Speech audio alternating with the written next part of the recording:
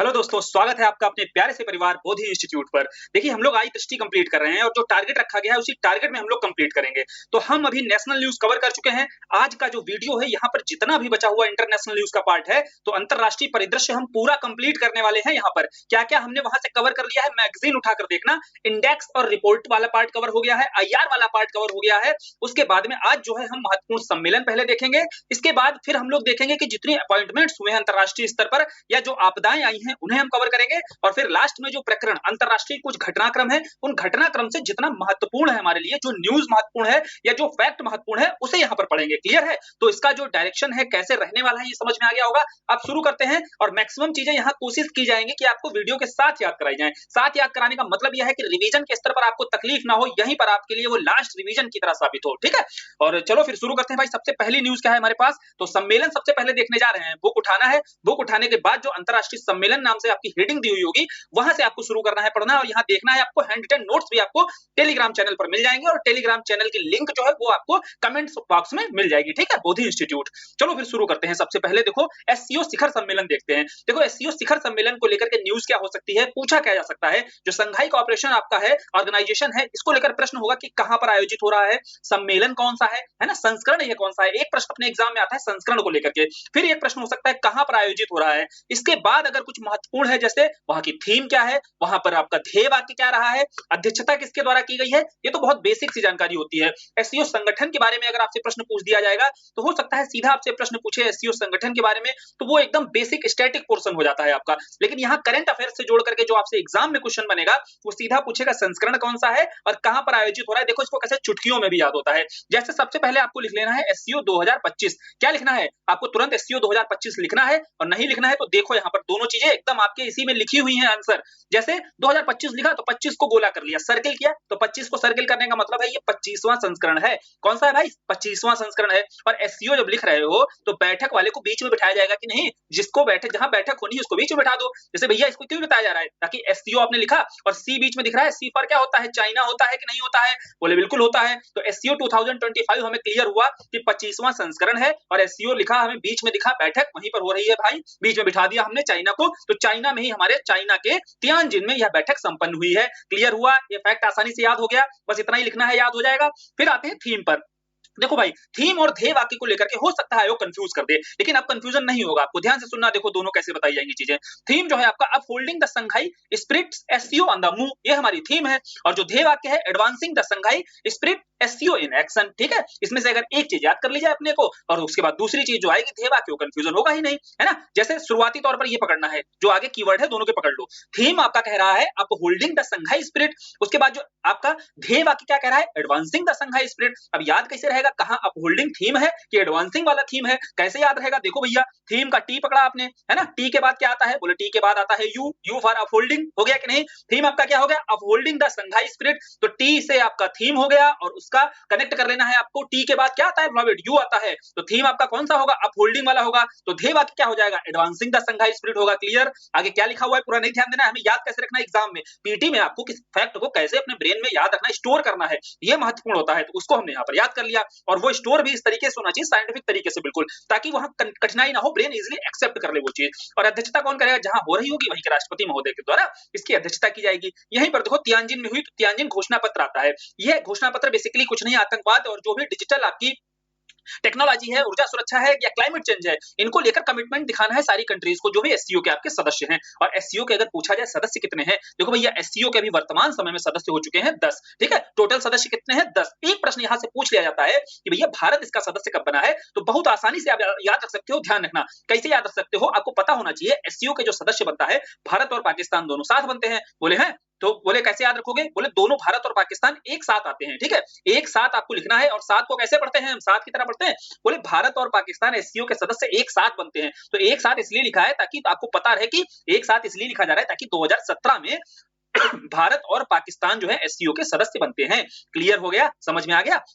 आगे बढ़ते हैं, इससे संबंधित देखो जितनी न्यूज थी हमने कवर कर ली। 25वां एससीओ हमने देख लिया कि 25वें एससीओ में तो दिक्कत ही नहीं है, एससीओ में ही बैठक लिखी हुई है चाइना। 26वां अगर पूछ ले कहां पर होगा तो किर्गिस्तान में आपका 26वां संघाई कॉर्पोरेशन जो ऑर्गेनाइजेशन है ये गठित होने वाला है। इसकी कहां पर होने वाली है 26वें एससीओ की बैठक? तो किर्गिस्तान में होने वाली है। क्लियर हो गया? अब एससीओ से संबंधित कोई भी आपसे प्रश्न पूछा जाएगा, आप इजीली उसको टैकल कर लोगे, और नहीं मानते हो तो 1 मिनट में रिवाइज करके देख लो जितनी चीजें बताई गई हैं, चाहे संगठन के स्तर पर हो, चाहे आपका बैठक कहां हो रही है, चाहे इस बार संस्करण कौन सा है या फिर थीम क्या है, कुछ भी ऐसा नहीं होगा जो आपको याद ना आ रहा हो, सब कुछ याद आ रहा है। चलो फिर अगली न्यूज पर चलते हैं। अगला हमारा कौन सा है?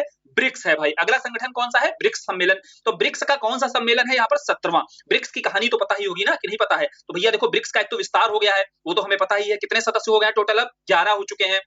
ठीक है, जो नए 6 सदस्य जुड़े हुए हैं, अब टोटल ब्रिक्स के सदस्य 11 हो चुके हैं, और नवीनतम जो सदस्य जुड़ा हुआ है वो इंडोनेशिया जुड़ा है। अभी हमसे पूछा क्या जा सकता है, समझो बात को, 17वां ब्रिक्स पूछा जा सकता है और इसके बाद 18वां भी पूछा जा सकता है। क्यों पूछा जा सकता है? समझो बात को कि ब्रिक्स का जो क्रम है ना, उसी क्रोनोलॉजी में ही बैठक होती थी। जैसे बी फॉर ब्राजील है, आर फॉर रशिया है, I for India, C for China और एस फॉर है साउथ अफ्रीका। तो बोले इस साल अगर ब्राजील में हो रही है, अगली कहां होगी? रशिया में होगी, फिर अगली इंडिया में होगी। अब यहाँ कंफ्यूज इसलिए कराएगा कि भैया 17वीं आपकी कहां हो रही है? 17वीं देखो आपकी ब्राजील में हो रही है, तो 18वीं क्या लगेगा आपको? 18वीं लगेगा रशिया में होगी, है ना? क्रोनोलॉजी के बेस पर तो यही लगेगा।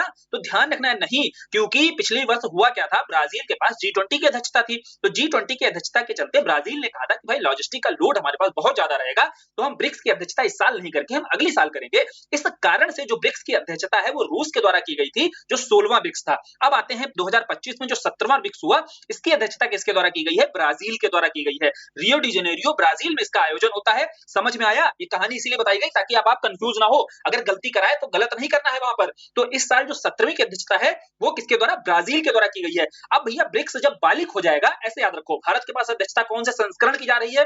प्रश्न अगर पूछ दिया तो समझो भैया ब्रिक्स जब बालिक हुआ मतलब 18 साल का हो गया। बोले 18 साल के हो गए हो, अब आ जाओ हम अध्यक्षता करेंगे। तो ब्रिक्स की 18वीं जो संस्करण है उसकी अध्यक्षता किसके पास जा रही है? भारत करने वाला है। अभी हम 17वें को पढ़ रहे हैं। 17वें की ब्राजील ने की है, और जो वहां के आपके ब्राजील के राष्ट्रपति हैं लूला डी सिल्वा, इनके द्वारा ही अध्यक्षता की गई है। क्लियर?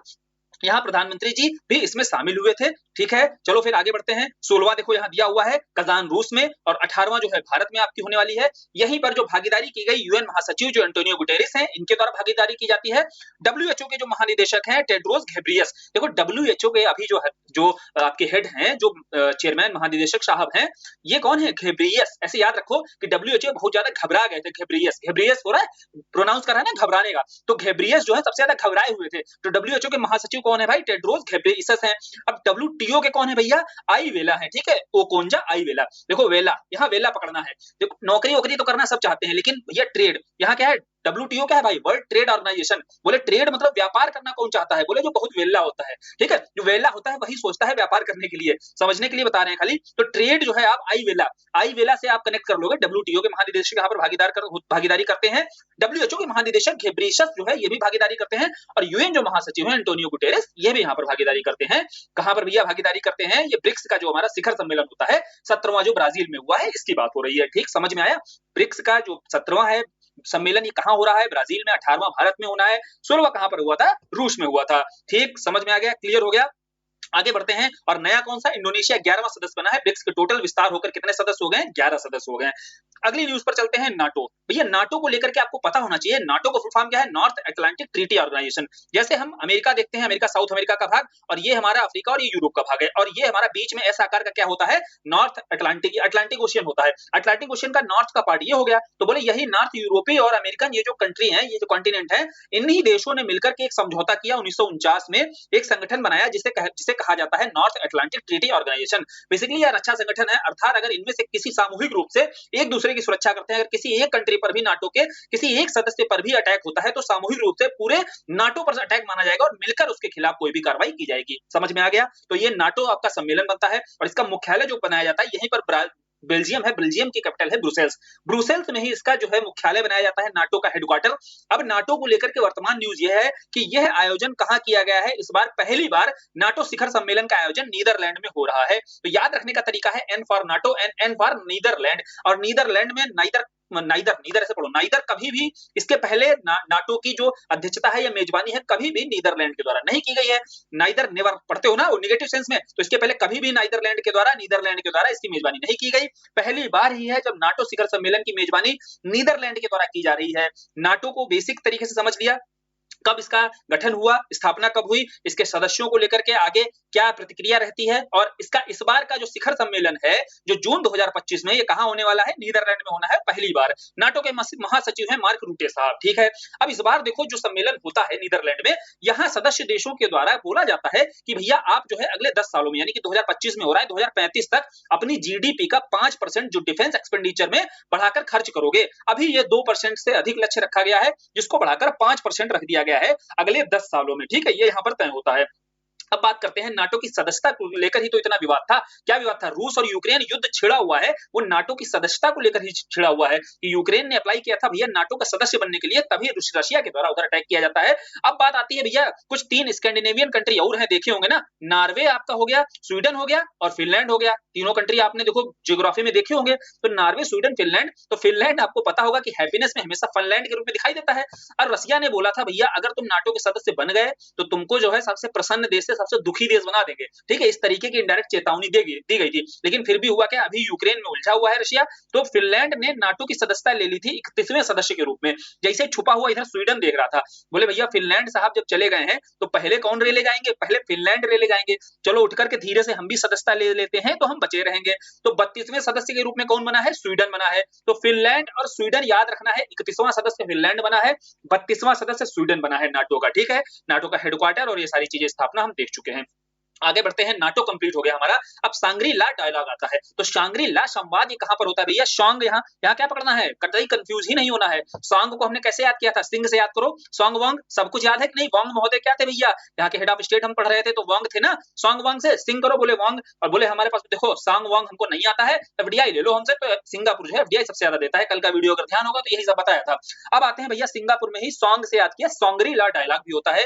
बेसिकली यहाँ पर जो रक्षा क्षेत्र से जुड़े हुए जो भी सुरक्षा संबंधी जो संवाद होते हैं वो स्थापित किए जाते हैं। तो सभी राष्ट्रों के जो आपके सेना प्रमुख होते हैं वो कोशिश करते हैं यहाँ पर भागीदारी करने की। उसी संदर्भ में जब यह सांग्री ला डायलॉग हो रहा होता है तो भारत की ओर से जो हमारे सीडीएस साहब हैं अनिल चौहान जी, उनके द्वारा ही यहाँ पर भारत का प्रतिनिधित्व किया जाता है। भारत का प्रतिनिधित्व पूछा जाए सांग्री ला डायलॉग में किसके द्वारा किया गया है, तो हमारे जो तीनों सेनाओं के हेड हैं कौन, अनिल चौहान साहब, इनके द्वारा ही इस सांग्री ला संवाद में प्रतिनिधित्व किया जा रहा था भारत का। क्लियर, समझ में आया, ये न्यूज इतनी महत्वपूर्ण थी। इसके बाद में अगली न्यूज पर चलते हैं, G7 पर। देखो G7 की इस बार 51वीं समिट होने वाली है। अब देखो 51वीं समिट से ज्यादा महत्वपूर्ण 50वीं हमने पिछली बार देखी थी कि जब G7 की स्थापना कब होती है, 1975 में होती है। ध्यान से सुनना, G7 की स्थापना 1975 में होती है। 7 बड़ी बड़ी अर्थव्यवस्थाएं मिलकर के एक समूह बनाती है G7। इसके बाद आगे रशिया शामिल होता है, लेकिन रशिया का फिर से वही यूक्रेन वाला विवाद शुरू हो जाता है, क्रीमिया वाला, तो रशिया उठकर रशिया को बाहर निकाल दिया जाता है। उसके बाद G8 से दोबारा से G7 कंट्री बन जाते हैं ये। अभी वर्तमान समय में इसकी 51वीं जो बैठक हो रही है G7 की, कहां पर हो रही है, कनाडा में हो रही है। ठीक, समझना बात को ध्यान से। G7 की जो 51वीं बैठक है वो कनाडा में हो रही है, और जो 50वीं हुई थी वो कहां पर हुई थी, इटली में हुई थी। उसके बाद में जो 51वीं बैठक होने वाली है वो कहां पर होगी, फ्रांस में होगी। ठीक, समझे, ध्यान से समझे। 50वीं, 51वीं और 52वीं तीनों हमें याद होनी चाहिए। 50वीं इटली में हुई थी, 50 वर्ष के पूरे हुए थे। उसके बाद जो 51वीं है वो कनाडा में होनी है। अब कनाडा में भारत के रिप्रेजेंटेशन या भारत के आमंत्रण को लेकर के काफी इस पर डिस्प्यूट हुआ था, क्योंकि भारत इसका सदस्य नहीं है, लेकिन इसे आमंत्रित तो किया ही गया था। अतिथि देश के रूप में भारत शामिल था। प्रधानमंत्री जी काफी लेट इसमें शामिल हुए थे जाकर के, ठीक है, क्योंकि कनाडा के साथ में हमारे जो जियोपॉलिटिकल रिलेशन थे वो थोड़े खराब हो रहे थे। लेकिन जैसे ही यहाँ पर जो कनाडा के पीएम है चेंज होते हैं तो भारत को आमंत्रण मिलता है और प्रधानमंत्री जी वहां पर शामिल होने जाते हैं। बोले फिर प्रधानमंत्री कनाडा के कौन है, यह महत्वपूर्ण हो गया। बोले कनाडा के प्रधानमंत्री हैं कार्नी, मार्क कार्नी कनाडा के प्रधानमंत्री हैं। और कनाडा में आपका कहां पर हो रही है, कनान्स्किस में हो रही है। ठीक है, कनान्स्किस में यह जो अध्यक्षता है कनाडा में कहां आयोजित की जा रही है, G7 51वीं कनान्स्किस में। ठीक है, अब समझो सारी चीजें एकदम याद रहेंगी, ध्यान से सुनना, खाली कनाडा लिखना है। ठीक है, कनाडा जैसे ही लिखा और उसके बाद दूसरा कनान्स्किस लिखा, ठीक है, और उसके बाद तीसरा जो है इनके पीएम कौन है भैया, कार्नी। ठीक है, अब देखो हर जगह पर कना कना आपको दिख रहा है कि नहीं दिख रहा है, हर जगह कना कना कॉमन दिख रहा है। बोले कना कना हर जगह कॉमन है, तो G7 की जो 51वीं समिट है ये कंफ्यूज करेगा ही नहीं कहीं। कनाडा आराम से मारेंगे, कनान्स्किस अलग मारेंगे आराम से, अगर ये दिया होगा ऑप्शन में। और फिर अगर इसके पीएम साहब आ जाएंगे तो कना वहां भी है, कना से कार्नी है, यहाँ पर कना से क्या भैया, कना से कार्नी है यहाँ पर बन रहा है। तो मार्क कार्नी जो है पीएम है यहाँ के। कनाडा के कनान्स्किस में आपका ये हो रही है जो G7 समिट है, 51वीं। 50वीं कहाँ हुई थी भैया? इटली में हुई थी। 52वीं कहाँ पर होनी है? फ्रांस में होनी है। समझ में आ गया? सारी चीजें क्लियर हो गई। G7 समिट को लेकर के सब कुछ याद हो गया। अब आगे बढ़ते हैं अगली न्यूज पर। प्रधानमंत्री जी जब यहाँ पर आते हैं तो 4A सिद्धांत देते हैं यहाँ पर, अवेलेबिलिटी, एक्सेसिबिलिटी, अफोर्डेबिलिटी और एक्सेप्टेबिलिटी। ये देखो मेंस के लिहाज से महत्वपूर्ण होता है, इसको ज्यादा महत्वपूर्ण ध्यान नहीं देना है। यहीं पर देखो कनान्स्किस में जब ये बैठक हो रही थी तो यही कनान्स्किस वाइल्ड फायर जो चार्टर है ये लेकर आया जाता है, क्योंकि जंगलों में जो जगह जगह पर आग लग रही थी, आपने देखा होगा अमेरिका में जो आग लगती है, इसके बाद में अंतरराष्ट्रीय स्तर पर सहयोग को बढ़ावा देना चाहिए ताकि जंगलों में लगने वाली आग और उससे होने वाली जो फ्लोरा और फौना को जो नुकसान होता है या लोगों को जनहानि होती है उसको रोका जा सके। इसको लेकर ही आपका कनान्स्किस वाइल्ड फायर चार्टर जो है इसकी प्रमुख उपलब्धि रहती है इस G7 समिट की, 51th G7 समिट की यही प्रमुख उपलब्धि है।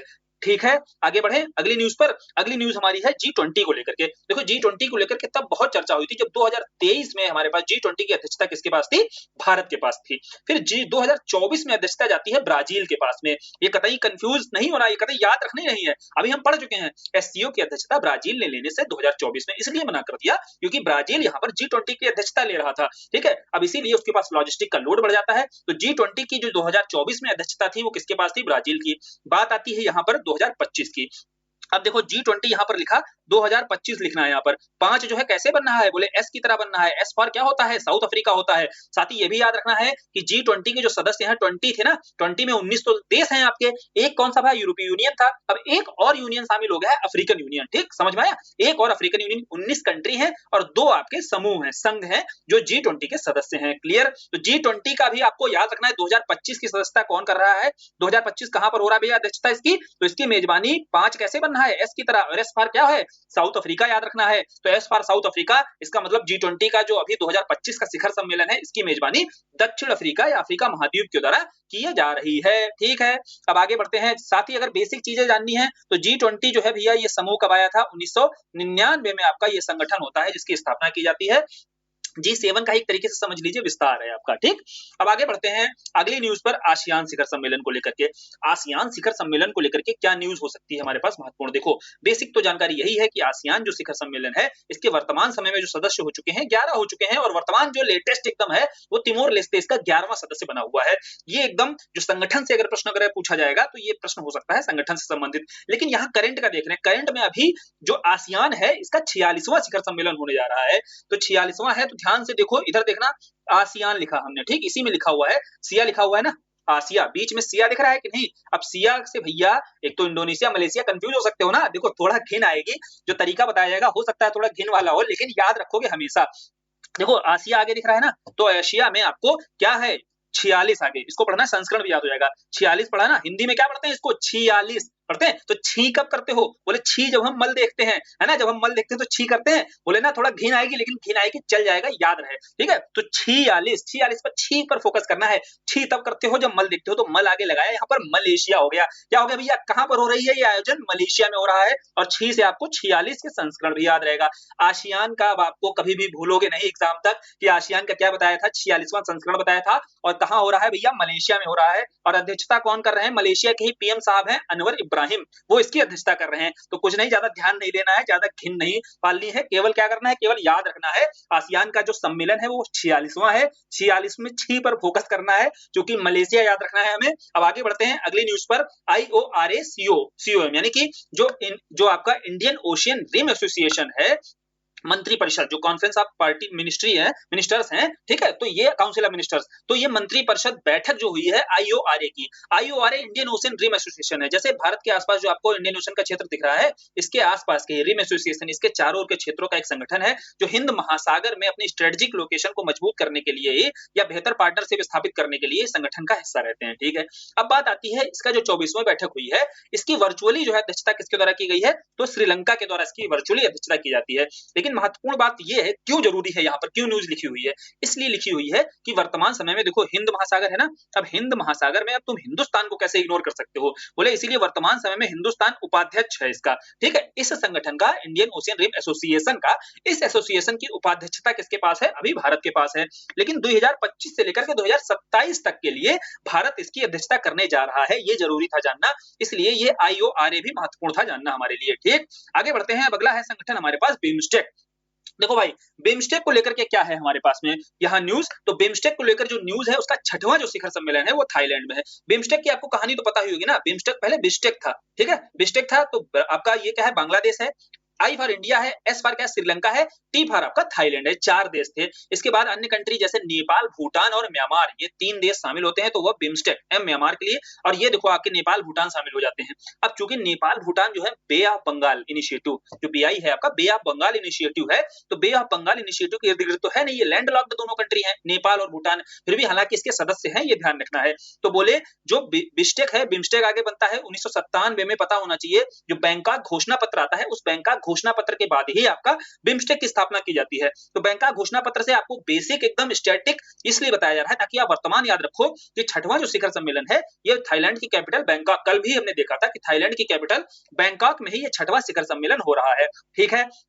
अब बात करते हैं आगे, इसकी थीम क्या है भैया। थीम है समृद्ध, प्रत्यास्थ और ओपन बिम्स्टेक, इसकी थीम है। और 7वां बिम्स्टेक कहां होने वाला है, बांग्लादेश में होने वाला है। बहुत आसान है, याद रखना, बस आपको बिम्स्टेक लिखना है। क्या लिखना है, बिम्स्टेक लिखना है। और बिम्स्टेक में क्या भैया, अल्फाबेट गिनने हैं, 7 है टोटल। बोले 6 हटा दो, 7वां क्या बचा, पहले ही क्या बचा, बोले पहला ही बी है, और बी फॉर क्या है, बांग्लादेश। यानी कि टोटल आपको 7 अल्फाबेट टोटल दिखाई दिए। बिम्स्टेक लिखा, बिम्स्टेक में टोटल 7, तो इससे हमने याद कर लिया कि 7वां जो बिम्स्टेक है वो कहां होने वाला है, 7वां बिम्स्टेक ही, बी फॉर बिम्स्टेक, और 7 है अल्फाबेट, तो बी फॉर बांग्लादेश, इसलिए बताया ताकि याद रहे 7वां जो है वो बांग्लादेश में है।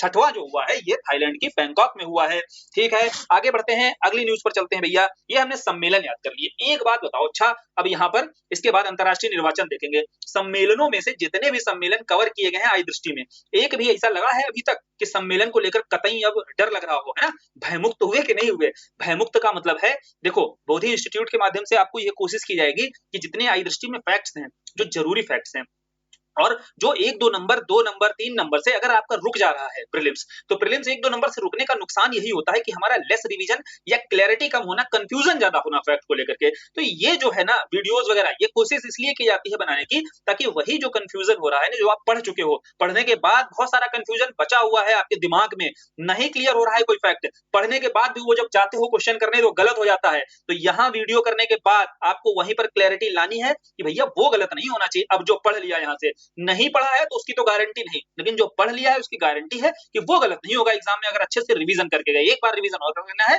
ज्यादा नहीं, एक बार कर लोगे, और जो तरीके यहाँ बताए जा रहे हैं उस तरीके से अगर याद करके चले गए तो कतई गलत हो नहीं सकता है, ठीक है। कतई गलत इसलिए नहीं हो सकता है क्योंकि भैया इतना मेहनत करके, इतना क्लियरिटी के साथ आपको चीजें डाली जाती है दिमाग में कि वो कैसे गलत होगा, जब तक आप बढ़िया से रिवीजन करके जाओगे तो कभी नहीं गलत होगा, ठीक है। तो अब चलते हैं भाई, अंतरराष्ट्रीय निर्वाचन देखते हैं। तो अंतरराष्ट्रीय निर्वाचनों को लेकर के, जैसे फ्रांस के भी नए प्राइम मिनिस्टर साहब बने हैं। देखो ध्यान रखना, फ्रांस के राष्ट्रपति मत लगा देना, राष्ट्रपति इमैनुअल मैक्रोन ही है, यहाँ गलती कराएगा, प्राइम मिनिस्टर की जगह राष्ट्रपति दे देगा, और आपसे पूछ लेगा, आप गलती में, जल्दबाजी में गलत करके वहां चले आओगे, तो राष्ट्रपति साहब तो वही है, इमैनुअल मैक्रोन। नए प्राइम मिनिस्टर बने हैं सेबेस्टियन लेकार्नू, ठीक है, लेकार्नू। बोले देखो फ्रांस को कैसे हम पढ़ते हैं, फंसने से पढ़ते हैं कि नहीं, बोले फंस गया। बोले फंसता कौन नहीं है, बोले जो सबसे बेस्ट होता है ना, सेबेस्ट, सबसे बेस्ट, बोले सबसे जो बेस्ट होता है, सेबेस्ट से याद किया, सेबेस्टियन से क्या याद किया, सबसे बेस्ट, ठीक है, सबसे बेस्ट जो होता है वो कभी नहीं फंसता है। तो सेबेस्टियन ही आपके क्या है, फ्रांस के नए पीएम बने हुए हैं। अब दक्षिण कोरिया के नए राष्ट्रपति कौन है भैया, ली जे योंग। अब कोरियन जो है, आप सीरीज देखते होंगे, कोरियन को लेकर के अलग ही क्रेज रहता है कि जो यंग रहते हैं, कोरियन के जो यंग रहते हैं, म्यूयंग, म्यूयंग क्या भैया, म्यूयंग आपने याद किया, तो म्यूयंग को यंग देखना है। कोरियन के जो यंग्स होते हैं उनको लेकर अलग ही क्रेज रहता है। तो कोरियन मतलब दक्षिण कोरिया के जो राष्ट्रपति हैं वो कौन बने हुए हैं, ली जे योंग बने हुए हैं। योंग को कैसे पढ़ना है, यंग की तरह पढ़ना है। फिर अगला है भैया राष्ट्रपति इरफान अली। तो इरफान अली साहब के बारे में ये था कि गुयाना के, देखो ये फिर से दोबारा से पुनर्निर्वाचित हो चुके हैं, और जब पिछली बार 2020 में ये राष्ट्रपति बनते हैं, तो गुयाना के पहले मुस्लिम जो हैं ये राष्ट्रपति बनते हैं, और फिर से इनका चुनाव हो चुका है। फिर बढ़ते हैं अगली न्यूज पर। देखो अगला कौन सा फैक्ट है हमारे पास, अगला निर्वाचन है पोलैंड का। पोलैंड के राष्ट्रपति कौन बने हैं, करोल नवरोकी। पोलैंड को कैसे याद करते हैं हम, याद करो, हमेशा निमोनिक वही रखते हैं, अलग नहीं एकदम। जैसे पोलैंड को हम कैसे, पोल से है ना, बोले पोल खुल जाएगी अगर रोकी नहीं तुम उसको, अगर तुमने उसको नहीं रोकी, ठीक है, तुम नहीं रोकी उसको, तो क्या हो जाएगा, पोल खुल जाएगी तुम्हारी। पोल से पोलैंड याद हुआ, रोकी से नवरोकी याद हुआ, ठीक, याद एकदम। पोलैंड के राष्ट्रपति याद कौन है, करोल नवरोकी। फिर आते हैं जर्मनी के नए चांसलर कौन बने हैं, इनका नाम है फ्रेडरिक मर्ज। देखो कैसे याद होता है, बोले मर्ज कब होगी? बोले जब जर्म होगा, है ना? होगा कि नहीं? बोले मर्ज कब होगी? बोले मर्ज तभी होगी जब जर्म होगा।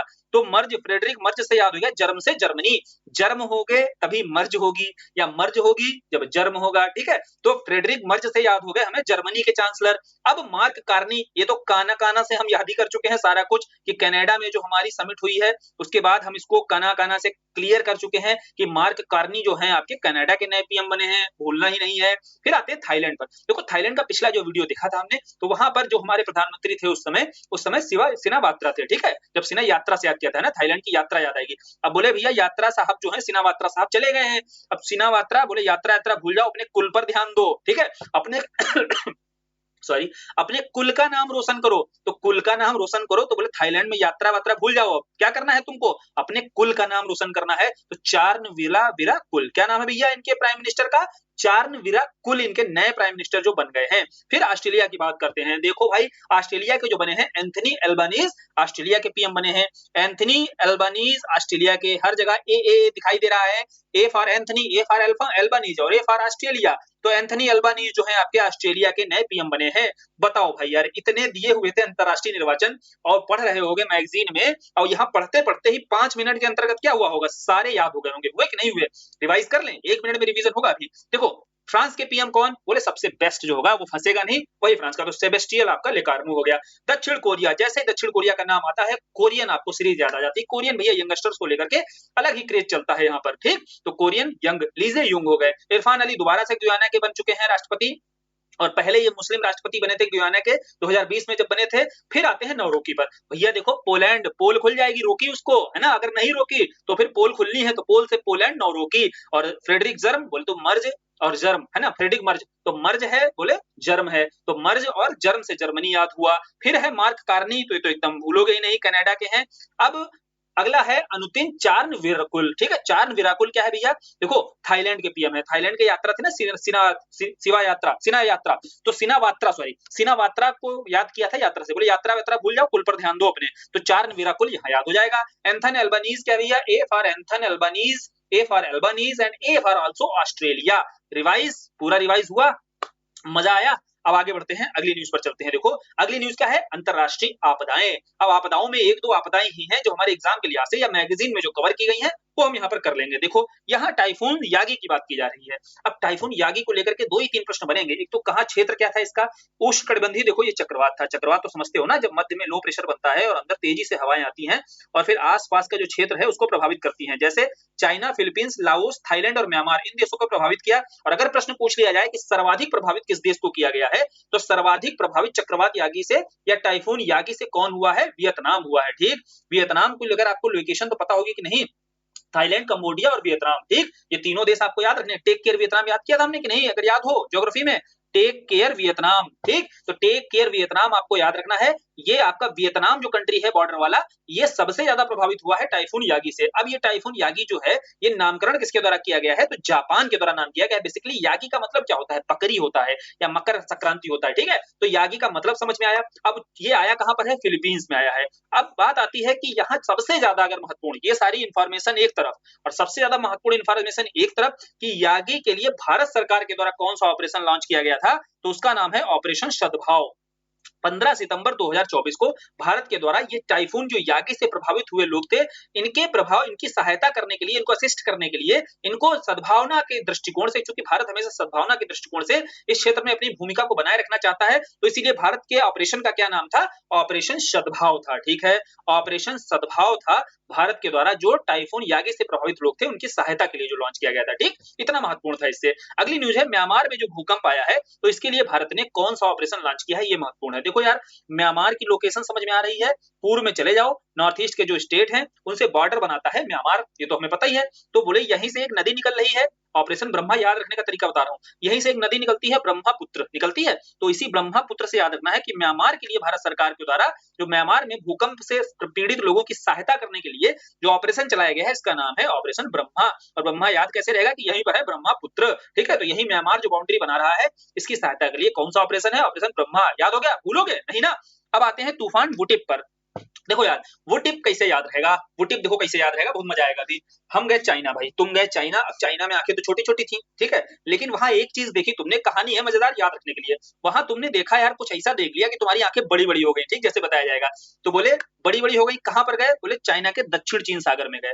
इसलिए गए क्योंकि दक्षिण चीन सागर में ही ये तूफान वुटिप आया है, ठीक। अब वो टिप, अब बोले वो टिप कैसे भैया बड़ी बड़ी हो गई आंखें, बोले दक्षिण चीन सागर के क्षेत्र में ये जो आपका तूफान है, ये समझ में आया। अब बोले यहाँ पर देखा क्या भैया, पान खाने वाला भी वो टिप दे रहा था। क्या दे रहा था, बोले पान खाने वाला भी टिप दे रहा था, ठीक है। तो पान खाने वाला टिप क्यों हम याद कर रहे हैं, इसलिए याद कर रहे हैं कि देखो चीन में, चीन से याद करना है कि दक्षिण चीन सागर में आपका ये तूफान आया है वो टिप। अब बोले वो टिप दे रहा था पान खाने वाला भी, वो टिप पान, पान से जापान, पान हमेशा हम जापान को कैसे बनाते हैं, पान से बनाते हैं। बोले जापान में भी पान, मतलब पान खाने वाला भी जो है वो टिप दे रहा था। तो वो टिप जो है नाम किसके द्वारा दिया गया है, जापान के द्वारा दिया गया है। और वो टिप नाम जापान के द्वारा दिया गया है। और ये घटनाक्रम कहाँ हो रहा था भैया, चीन में, क्योंकि वहीं हमारी आंखें बड़ी बड़ी हो गई थी, ठीक है। तो बोले दक्षिण चीन सागर में अगर पूछ लिया जाए कहां पर भैया तूफान आया है, तो हिंद महासागर देगा, अरब सागर देगा, दक्षिण चीन सागर देगा। क्या लगाना है वहां पर, बोले दक्षिण चीन सागर लगाना है। और किसने नामकरण किया है, जापान ने नामकरण दिया है इसका, ठीक है। कौन सा तूफान, वो टिप।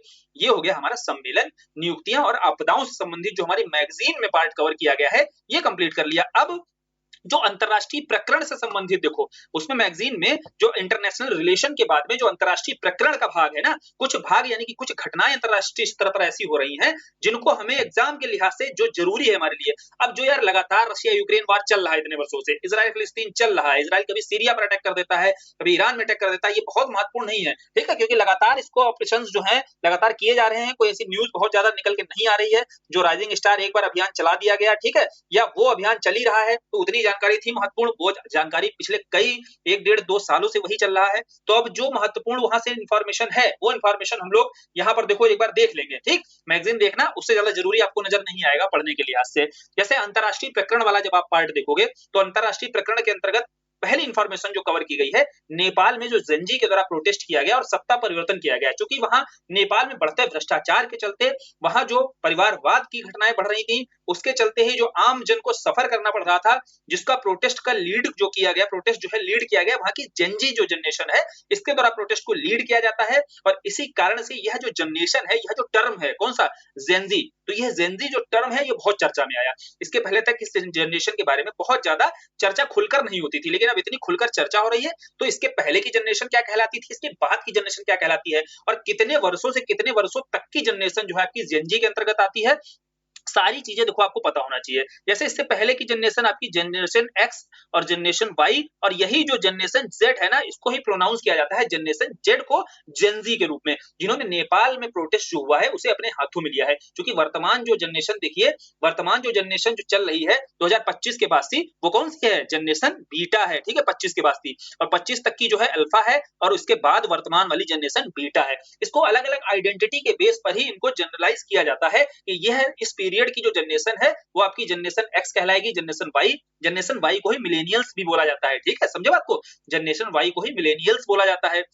और ये आपको पता होना चाहिए 1980 यानी कि 1980-81 के बाद की 1995 या आप कह लो 1997 तक की जो जनरेशन है, 1997 तक की जो जनरेशन है, जनरेशन वाई मिलेनियल कहलाती है।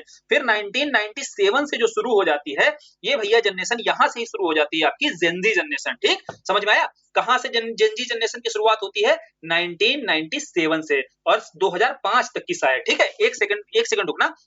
हाँ चलो देखो इसको थोड़ा क्लियर कर लेते हैं। जैसे जो जेनजी जनरेशन है ना, 1997 से लेकर के 2012 तक की, 1997 से 2012 तक जितने भी बच्चे पैदा हुए हैं वो सब जेनजी कहलाते हैं, ठीक है। और 2012 के बाद यानी कि 2013 से आपका 2024 तक के जो बच्चे अभी तक पैदा हुए वो जनरेशन अल्फा कहलाते हैं, और 2025 से 2039 तक जो भी बच्चे पैदा होंगे वो जनरेशन बीटा कहलाते हैं। बात करते हैं अब इसके पहले 1981 से 1996 वाले जनरेशन वाई, जिसे मिलेनियल भी बोलते हैं, और 1965 से लेकर के 1980 तक की जो जनरेशन है वो जेन एक्स। इसके पहले भी है भैया, इसके पहले 1946 से 64 वाली बेबी बूमर्स कहलाते हैं, ठीक है। बेबी बूमर्स जो है इसके पहले 46 से 1964 64 तक की जनरेशन है। तो ये जनरेशन के जो क्रम है, चूंकि ये टर्म बहुत चर्चा में आ गया, जेन जी बहुत ज्यादा चर्चा में आ गए, तो जेन वाई और जेन एक्स भी जानना जरूरी है। और जेन जी के बाद यानी कि आपको पता होना चाहिए कि 2012 के बाद जो पैदा हुए जेन अल्फा कहला रहे हैं, और 2025 के बाद जो अब पैदा होंगे वो जेन बीटा कहलाएंगे। ठीक है, तो इसीलिए जनरेशन के मामले में ये जानना जरूरी था। नेपाल में जो प्रोटेस्ट हो रहा था, जेन जी बहुत चर्चा में आ गए थे, तो हमारे लिए ये जानकारी बहुत जरूरी हो जाती थी। क्योंकि मैच द फॉलोइंग में हो सकता है वर्षों को लेकर के आ जाए, मैच करा दिया जाए आपसे। फिर नेपाल में एक परिवर्तन हुआ कि सत्ता जब परिवर्तन होता है तो वहां पर भैया बोला जाता है कि अब किसको सत्ता दें। याद रखने का बता रहा हूं, ध्यान सुनना। बोले अब किसको सत्ता दी जाए। बोले कोई सुशील आदमी है। बोले कोई सुशील आदमी नहीं दिखाई दे रहा है। बोले फिर, बोले सुशील नहीं दिख रहे हैं लेकिन सुशीला तो दिख रही है। बोले अच्छा सुशीला दिख रही है, तो बोले चलो सुशीला कार्की को क्या किया जाए, सुशीला कार्की को उठा करके नेपाल का प्रधानमंत्री बना दिया गया। तो बोले नेपाल की सत्ता किसको सौंप दी गई है, सुशीला कार्की को सौंप दी गई है। और याद रखियो नेपाल की पहली महिला चीफ जस्टिस भी बनी थी सुशीला कार्की, और नेपाल की पहली महिला प्रधानमंत्री भी जेनजीओ के द्वारा किसको बना दिया गया है, सुशीला कार्की को बना दिया गया है। ये महत्वपूर्ण न्यूज थी, इससे महत्वपूर्ण फैक्ट था जो एग्जाम में पीटी में आपसे पूछा जा सकता है और याद हो गया होगा। फिर अगली न्यूज जो इसी में दी हुई है, ग्रैंड इथोपियन रेंसा डैम दिया हुआ है। देखो यार, ग्रैंड इथोपियन रेंसा डैम, तो यहाँ लोकेशन तो आपको पता चल रही होगी इथोपिया में है। अब इथोपिया में ये पहली बार जो हुआ है, अभी पहली बार इसकी आधिकारिक घोषणा कर दी गई है इस डैम की। और ये बड़े बड़े दुनिया के 20 बड़े जो विद्युत ऊर्जा, जो जल विद्युत ऊर्जा डैम है, इनमें से एक है ये दुनिया का। और अफ्रीका का अगर पूछा जाए सबसे बड़ा डैम कौन सा है भैया, अफ्रीका का भी सबसे बड़ा ग्रैंड इथोपियन रेंसा डैम ही है। बात आते हैं इसके आगे, चलते हैं। इसके आगे महत्वपूर्ण ये है कि भैया इथोपिया में कौन सी नदी पर है ये डैम, कौन सी नदी पर है, तो ये डैम जो है ब्लू नील पर है। अब ब्लू नील किसकी सहायक नदी है, नील नदी की। तो लगे हाथ चलो नील नदी को भी समझ लेते हैं। यहाँ पर देखो नील नदी की दो प्रमुख सहायक नदी हैं, एक है हमारी व्हाइट नील। ठीक है, अब व्हाइट नील कहां से आती है, बोले व्हाइट नील जो आती है विक्टोरिया झील से आती है। ठीक, ध्यान से सुनना। ये हो गई भैया विक्टोरिया झील, और इधर इथोपिया में मौजूद है ताना झील। ठीक, दोनों पढ़े हैं हम लोग ज्योग्राफी वाली में। अभी लास्ट में क्या करेंगे, उन वीडियोस को यहाँ पर भी है मैराथन के रूप में उनको रिवाइज कर लेंगे सारे सब्जेक्ट्स को। ध्यान रखना एकदम, लास्ट के 6-7 दिन जब बचेंगे तो डेली ही हम लोग एक एक सब्जेक्ट को उठा करके रिविजन भी करेंगे उसका। ठीक है, तो अब जैसे व्हाइट नील हो गए हमारा, और हमारा ये ब्लू नील हो गया। तो व्हाइट नील, सॉरी देखो क्या कह रहा हूँ, ये हमारा विक्टोरिया झील हो गई और ये ताना झील हो गई। तो विक्टोरिया झील से हमारी कौन सी नदी निकल रही है, बोले विक्टोरिया झील से ध्यान से देखो व्हाइट नील निकल रही है। ताना झील से अभी हमने देखी कौन सी नदी निकल रही है, ब्लू नील निकल रही है। और यहीं पर भैया ताना झील के पास से निकलती है इथोपिया से ही, तो इसी ब्लू नील पर ही ये ग्रैंड इथोपियन रेंसा डैम दिखाई देता है। ये हो गई जानकारी करंट की। अब नील नदी को देखते हैं। और दूसरा विक्टोरिया झील से क्वेश्चन आता है कि विक्टोरिया झील जो है कौन कौन से भैया कंट्री है जिनकी बाउंड्री पर है। तो विक्टोरिया कौन है, याद कैसे रखोगे, देखो विक्टोरिया कौन है भैया, विक्टोरिया कन्या है कि नहीं है, बोले कन्या है। बोले युगो युगों से, याद रखो इसे, युगो युगों से कन्या पर क्या होता है, तंज मारा जाता है कि नहीं। बोले युगो युगों से ही कन्या पर तंज मारा जा रहा है। तो युगों से युगांडा हो गया, कन्या से हो गया केनिया, तंज से तंजानिया, तीनों याद। बोले तीनों कंट्री याद, ये खूब पूछा जाता है भूगोल में, बहुत क्वेश्चन आता है ये। कौन सा, विक्टोरिया झील वाला। बोले विक्टोरिया महिला है तो महिला पर युगो युगों से कन्या पर क्या हो रहा है, तंज मारा जाता है कि नहीं मारा जाता है। तंज से तंजानिया, कन्या से केनिया, और युगो युगों से युगांडा, तीनों कंट्री याद हो गए। तीनों कंट्री विक्टोरिया झील की बाउंड्री पर है। यहीं से कौन सी नदी, व्हाइट नील निकल रही है। और जो आपकी ब्लू नील है ये कहां से निकल रही है, ताना झील से निकल रही है। खार्तून जगह है जहां पर मिल जाती है, और इसके बाद ही ये सबसे बड़ी नदी हो जाती है अफ्रीका की, नील नदी। ठीक, समझ में आया। आगे बढ़े तो ये स्टैटिक पोर्शन हमने नील नदी का देख लिया, जो ज्योग्राफी के क्वेश्चंस बनते हैं वो देख लिए, और ग्रैंड इथोपियन रेंसा डैम देख लिया, अफ्रीका का जो सबसे बड़ा डैम होने वाला है, जो ऑफिशियली शुरू हो चुका है। फिर एक क्वेश्चन देखो, अर्मेनिया और अजरबैजान से हो सकता है। क्या हो सकता है क्वेश्चन, बोले अर्मेनिया और अजरबैजान के साथ में देखो जो बाउंड्री को लेकर विवाद चलता रहता था, लेकिन ट्रम्प चाचा जिनको शांति का नोबेल पुरस्कार चाहिए वो हर जगह टांग अड़ा रहे हैं, लेकिन यहाँ वो सफल होते हैं दोनों के बीच में शांति समझौता कराने में। अब चूंकि प्रश्न क्या बनेगा, प्रश्न यहाँ से महत्वपूर्ण एक नजर आया मुझे कि अर्मेनिया और अजरबैजान के बीच में जो शांति समझौता है कितने वर्षों के बाद हुआ, ये सबसे महत्वपूर्ण है। कितने भैया, 37 वर्षों के बाद में, 37 वर्षों से दोनों के बीच में बाउंड्री विवाद चल रहा था, सीमा विवाद चल रहा था। तो बोले अर्मेनिया और अजरबैजान के बीच में समझौता हुआ है, बोले 37 सालों बाद। याद रखने का बहुत बढ़िया तरीका है 37 को, देखो भैया 37 को क्या है, अर्मेनिया लिखा, अर्मेनिया भी ऐसे देखो 3 बन रहा है, और अजरबैजान लिखने में भी देखो 3 बन रहा है, ठीक बन रहा है। और बोले अर्मेनिया और अजरबैजान जो है ये हमने पहले दोनों को लिखा, दोनों 3 टाइप से शुरू हो रहे हैं कि नहीं हो रहे हैं, दोनों को लिखना शुरू करोगे तो शुरुआत 3 से ही हो रही है। बोले दोनों जो है साथ साथ आ गए हैं, आ गए हैं, 7 को क्या पढ़ते हैं, 7 को साथ साथ, बोले दोनों साथ साथ आ गए हैं, चाहे अर्मेनिया हो चाहे अजरबैजान हो। लिखना जब शुरू करेंगे तो ऐसे ही 3 से ही शुरू करेंगे, साथ साथ आ गए हैं। तो बोले यहाँ से वर्ष याद हो गया 37, 37 वर्षों के बाद दोनों के बीच में शांति समझौता हुआ है, ट्रंप चाचा ने समझौता कराया है, इसलिए दोनों के बीच में कॉरिडोर ट्रंप चाचा के नाम से डाला जाएगा। ठीक, समझ में आया? तो ये महत्वपूर्ण इतनी न्यूज नहीं है, ये फैक्ट जो था ये महत्वपूर्ण था, इसको कैसे याद रखा जाए। फिर है यूनेस्को का वर्ल्ड हेरिटेज कमेटी। देखो इसका जो 47वां सत्र होता है, अब इस हेरिटेज कमेटी में महत्वपूर्ण भारत के लिहाज से क्या जरूरी है, क्योंकि भारत के भी एक हेरिटेज साइट को इसमें शामिल कर लिया गया है। कौन सी भैया हेरिटेज घोषित की गई है? तो जो आपका मराठाओं का, ठीक है, समझना बात को, यहाँ पर मराठाओं का जो सैन्य परिदृश्य है, यानी कि मराठाओं के जो किले हैं जो महाराष्ट्र और तमिलनाडु के क्षेत्र तक फैला हुआ था, उन्हीं किलों को या उन्हीं उसी परिदृश्य को, मराठाओं के सैन्य परिदृश्य को इस हेरिटेज में भी अब शामिल किया गया है। यूनेस्को में उसको यूनेस्को के द्वारा उसको भी संरक्षण दिया जाएगा। तो पेरिस में जब 47वां सत्र होता है तो यहाँ पर बैठकर बात होती है और भारत के किसी एक साइट को हेरिटेज साइट के रूप में घोषित किया गया, तो वो है मराठा सैन्य परिदृश्य। क्लियर? तो ये महत्वपूर्ण है हमारे लिए, केवल इससे जानना, जानकारी यही महत्वपूर्ण है। कुल मिलाकर अब भारत के कितने हेरिटेज साइट हो चुके हैं? 44 हेरिटेज साइट हो चुके हैं। इसमें 36 हमारे कैसे हैं? कल्चरल है, एक मिक्स्ड है और 7 हमारे नेचुरल हैं। ठीक, कितने भैया? 36 कल्चरल हो चुके हैं, एक मिक्स है हमारा और 7 कैसे हैं? नेचुरल हैं। 37 और 7 कितने होते हैं? टोटल 44। भारत के टोटल 44 साइट हो चुकी हैं। अभी 2025 में हमारा कौन सा? मराठों का जो सैन्य परिदृश्य है इसको शामिल किया गया है। इसके पहले 2024 में जो असम के अहोम वंश हैं, इनकी जो टीला पद्धति, यानी कि जो मृतक टीला पद्धति थी, दफनाने की जो पद्धति थी अहोम की, उसको शामिल किया गया था। लेकिन वर्तमान में हमें महत्वपूर्ण यह है 2025 में किसको? मराठों के सैन्य परिदृश्य को यूनेस्को के वर्ल्ड हेरिटेज साइट में शामिल कर दिया गया है। इससे भारत के अब 44 हेरिटेज साइट्स हो चुके हैं। ठीक, आगे बढ़ते हैं, अगली न्यूज देखते हैं बुल्गारिया की। देखो अब देखो यार, बुल्गारिया को लेकर के न्यूज क्या है? बुल्गारिया को लेकर न्यूज ये है कि बुल्गारिया यूरोपीय यूनियन के यूरो जोन में शामिल हो गया है, यानी कि अब बुल्गारिया की जो आधिकारिक मुद्रा रहेगी वो यूरो रहेगी। आपको पता होना चाहिए यूरोपीय यूनियन के जो कंट्री हैं, 21वां देश बना है ये। यूरोपीय यूनियन के जो कंट्री हैं, ध्यान से सुनना, सारे यूरो जोन में नहीं आते हैं, और जो यूरो जोन में आते हैं वो शेंगेन क्षेत्र के अंतर्गत उनके बीच समझौता होता है। शेंगेन क्षेत्र क्या होता है? शेंगेन क्षेत्र देखो, जितने यूरो के देश होते हैं, अगर इनके बीच में शेंगेन समझौता है तो इनका एक सामूहिक एक जैसा वीजा रहता है, यानी कि एक वीजा प्रयोग करके आप सारे देशों में घूम सकते हो, कोई भी बाउंड्री नहीं रह जाती अगर आपके पास शेंगेन वीजा रहता है। बोले ये तो वहीं पर है जहां पर इनके बीच में क्या भैया? यूरो जोन के क्षेत्र जो रहते हैं, यानी कि हर जगह पर यूरो मुद्रा ऑफिशियली उनकी रहती है और वही अधिकृत, वही स्वीकृत रहती है, तो हर जगह घूमने में कोई कठिनाई नहीं होती है और उसी के लिए आपका शेंगेन वीजा बनता है। तो बोले बुल्गारिया क्षेत्र जो है, वर्तमान समय में न्यूज यही है कि बुल्गारिया जो है आपका यूरो जोन में शामिल हो चुका है। ठीक, क्लियर? समझ में आया? आगे बढ़े, अगली जो लास्ट न्यूज यहां से निकल के आती है जो महत्वपूर्ण लगी अंतरराष्ट्रीय प्रकरण से, पेनिको। अब पेनिको क्या है भैया? पेनिको जो है पेरू बताया ना, तो पेरू का क्या हो चुका है? जो सांस्कृतिक क्षेत्र है इसकी खोज की गई है। पेरू के प्राचीनतम शहर के रूप में कौन सा शहर खोजा गया है? तो आपका पेनिको खोजा गया है। आसान कैसे याद रखना है, पे दोनों का कॉमन है। ठीक है, पे फॉर पेनिको और पे फॉर पेरू, कतई भूलोगे नहीं, है ना, किस जगह पर है। तो पेरू का अगर पूछ ले भैया कौन सा शहर है, अगर पूछा जाए तो पेनिको, और पेनिको पूछ ले किस देश में है तो आपको बताना है पेरू। दोनों जगह पर पे ही आपको कॉमन दिख रहा है, तो याद रखने का तरीका ये बढ़िया हो सकता है। तो अब ये देखो जो वीडियो था इसमें आपको कोशिश क्या की गई है? इसमें कोशिश आपको ये की गई है कि जो अंतरराष्ट्रीय घटनाक्रम है, जो बची हुई न्यूज थी, वो सारी हैंड रिटन में आपको वही सारी निकाल कर दी गई है जो सारी हमारे एग्जाम के लिहाज से महत्वपूर्ण है। लास्ट टाइम पे आप इनको पढ़कर जाना है, ठीक है, बहुत ज्यादा नया पढ़ने के चक्कर में नहीं रहना है, इसी को पढ़ना है, बार बार रिवाइज करते रहना। अभी जितने दिन है 10, 12 दिन, 15 दिन बहुत होते हैं रिवीजन करने के लिए, ठीक है, क्योंकि स्टैटिक पोर्शन भी साथ में आप रिवीजन करते चल रहे होगे, पढ़ते चल रहे होगे इतने समय से। अब ये करंट वाला जो पोर्शन है इसको भी रिवाइज करते चलना है, और इसको रिवाइज करने के दौरान वीडियो में आपको बताना है कमेंट सेक्शन क्यों रहता है भैया, ये बताओ कि जो चीजें मेहनत की जा रही है उन चीजों से आपके दिमाग में याद हो रहा है कि नहीं हो रहा है। एटलीस्ट ये सब तो बताते रहा करो यार, है ना। और आपसे फीडबैक में चाहिए क्या? इतना ही फीडबैक चाहिए होता है ताकि हमें भी पता चले, हमारा भी कॉन्फिडेंस बढ़ता रहे। चलो फिर वीडियो को खत्म करते हैं। अब आगे हम क्या करेंगे? आगे आप बताना संक्षिप्तकी का पार्ट कवर कर लिया जाए, क्योंकि उसका जो बहुत महत्वपूर्ण कोर एरिया होता है संक्षिप्तकी होता है। आर्थिकी वाले पार्ट में क्या होता है भैया? बजट और आर्थिक समीक्षा, ये ऐसे पार्ट है जहां से क्वेश्चन ज्यादा आते हैं, तो उसको भी कवर करेंगे। इसके बाद फिर संक्षिप्तकी का जो सबसे महत्वपूर्ण पार्ट है उसको देखते हैं, जैसे books, important persons, personalities, places, ठीक है, प्राइजेस, पुरस्कार, ये सब वाला पार्ट जो है ये कोर एरिया होता है क्वेश्चन पूछने का।